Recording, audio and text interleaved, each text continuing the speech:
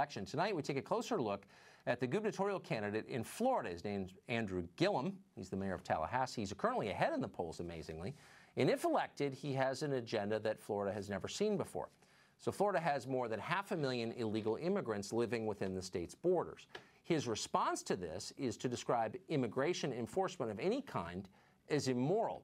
He's called for abolishing ICE, for example. Watch.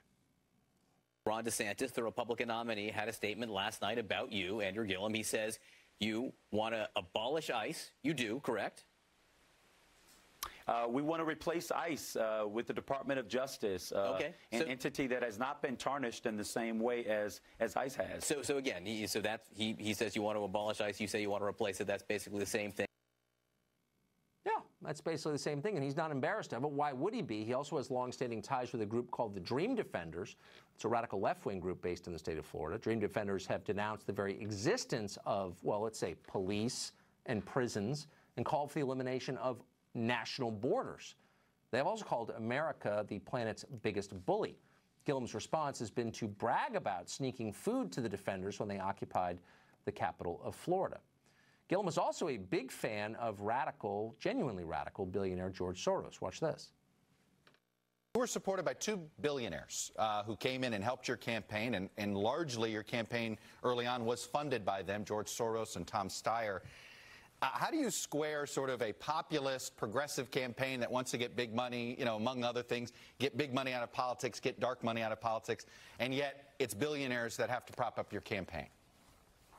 Well, I'll tell you, I'm obviously deeply appreciative of Mr. Soros as well as Mr. Steyer, both men whom I've known for some time. Well, he's not shy about it anyway. And although it has nothing directly to do with running the state of Florida, Gillum thinks that Trump is a racist who must be impeached.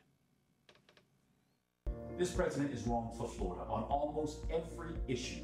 And as governor, I will fight against each and every one of his wrong-headed, racist, and sexist policies. Donald Trump should be impeached now. Racist! That guy could be running the state of Florida.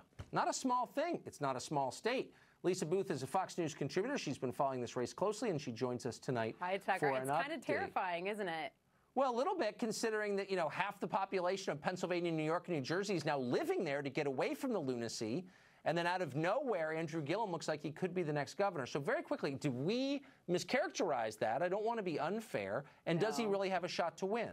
He does. Look, the race is within the margin of error, so there's still hope for Florida. So if you're a Floridian at home, there's still hope there. But look, the guy's a socialist. He hasn't outright called himself that, but he's embraced the endorsement of Bernie Sanders. There's literally no daylight between his policies and Alexandria Ocasio-Cortez, outside of the fact that she would essentially be irrelevant as one of 435, whereas he would be the governor of Florida, as you mentioned, an important state. This guy, as you mentioned, supports abolishing ICE. He supports single-payer health care system.